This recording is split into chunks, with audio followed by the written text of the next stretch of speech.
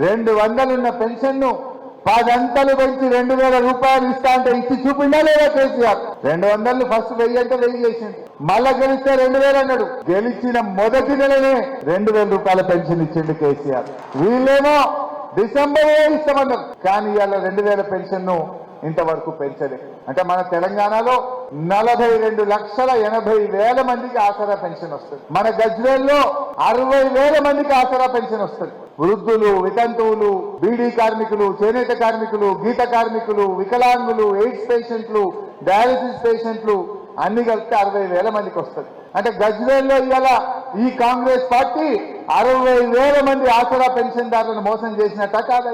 Cheating case పెట్టాలి వెళ్ళిన police station లో బాండ్ పేపర్ రాసిచ్చి డిసెంబర్ లో 4,000 ఇస్తాం నీ మన్మడు కాలు ఒప్పుతుందని చెప్పి నమ్మించి మోసం చేసిన కాంగ్రెస్ మీద చీటింగ్ కేసు పెట్టాలన్నా వద్దా? దయచేసి మీరు ఆలోచించి, మోసం కాదా?